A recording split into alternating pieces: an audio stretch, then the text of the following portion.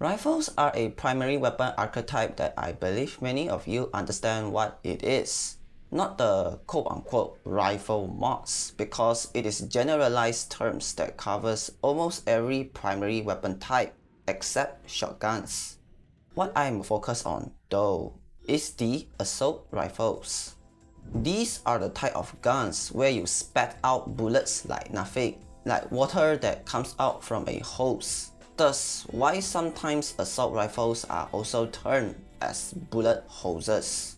Weapons like such have a distinct feature, boasting very high base fire rate in exchange for their low base damage. Some do deviate away from this distinct feature, trading a bit of fire rate but gain more base damage in exchange, which is also the case for today's star of the show, Alternox Prime. This weapon needs zero introduction. Most of you should understand how terribly hated this weapon really was, especially on Reddit. Many players hate this weapon with every single bit of fiber in their body. Some will even go out of their way and try to pick bones from the egg yolk just to not admit to the fact that the weapon is actually capable, which is just baffling to witness. Whatever. Do you want to hear something interesting? Did you know that the base crit and status stat of Alternox Prime is exactly the same as Tenor Galaxian? Yes, cool, but not that important, I know. But what is important is the fact that it has some incredible status chance.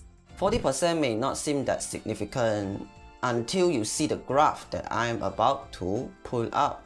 Without considering incoming perk base stat increases, Alternox Prime holds the highest base status chance for a bullet hose weapon, which is nothing but impressive. Especially when its one and only inlay element is also a form of DOT, which is a blessing in disguise. But status chance and a good inlay element is not what actually defines Alternox Prime, but the projectile type it bears, which is termed by some as quote-unquote plasma type projectile. This projectile type is known to have no headshot multipliers, with the sole exception of Cinta Perfect Charge, Coda Basosis, and Quello Alternative Fire. The projectile of theirs are also way thicker. Some even go as far as Chlorophyll, capable of having a projectile width of 5 meters. Not to mention that weapons that bear such projectile type are all multi-CO, with the sole exception of Lex in Cannon mode. Multi-CO essentially means that instead of treating CO as another source of direct damage increase, it is now a separated multiplier of its own that scales with unique status counts. And last but not least, all of them possess infinite body punch-through. This is the list of primaries that has infinite body punch-through. But do you realize something? Every weapon on this list, none of them outside of Alternox and Alternox Prime, are assault rifles. Assault rifles in this game, even the best assault rifles that you did consider, Aeolak Primary Fire, AX-52, Stota Primary Fire, Godva Prime, blah blah blah, all suffer from the same exact thing. They are pretty terrible at wave clearing. But Alternox Prime never had such problem. The moment you understand how to make use of the infinite body punch through and its 1 meter thick projectile effectively through efficient funneling strategy, Alternox Prime boasts a wave clearing speed that will leave majority of mainstream AoE weapons and ability nuke setups jealous, let alone any other assault rifles on the list. It is incredibly easy for you to get KPM beyond 150 with a tile set that has a long hallway, not to mention that it can be easily replicated without any warframe buffs, where so many people will tell you that it is a must. I can get something around 170 to 180 KPM by just standing at a corner, hold down mouse button and pick up loot occasionally with zero warframe buffs involved. If the weapon is dealing no damage and is terrible. I would have not get a KBM this high, you know. And that is why it is baffling when someone can tell you that Alternox Prime is a bad weapon. Like, are we actually serious on this? I find this matter utterly ridiculous when you have people complaining about the weapon not dealing damage. Like, how are we not dealing enough damage with this?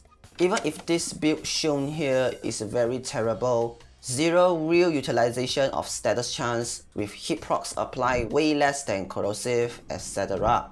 I just don't see the part where I'm not dealing enough damage to kill these corrupted heavy gunners comfortably, let alone when you do mod better and play around its strength. For example, Viral Elect with a Bay mod. Not only electricity allows you to dip the plus 30% headshot multiplier bonus twice, the elemental weighting is also in a much better spot, which snowballs into better status procs. You can immediately tell that these corrupted heavy gunners die way faster with this build, and I still do not see the part where I actually lack damage to kill them fast enough.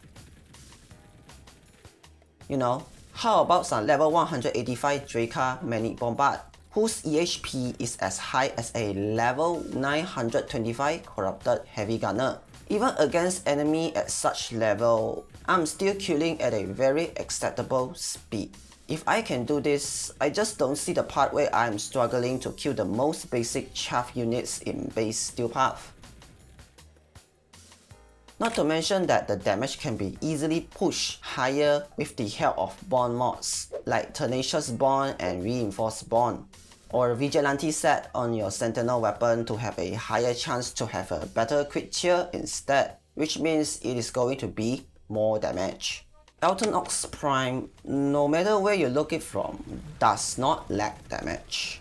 Yes, it will start to hit a soft plateau the moment when enemy level scales into the thousands without any weapon buffing, but the idea of today's video still stands. It is not close to be a bad weapon by any means. Even if you insist on wanting corrosive, there is also primary debilitate. Its incredible status chance and status proc speed is a godsend for this arcane, especially when primary debilitate dip 3 times with Bay mods. You won't have problems dealing with any units outside of Acolytes. All you need is just point the weapon at a direction and you are good to go. The overall build is less focused on aiming for heads, but really just you pointing your gun at a general direction and chill.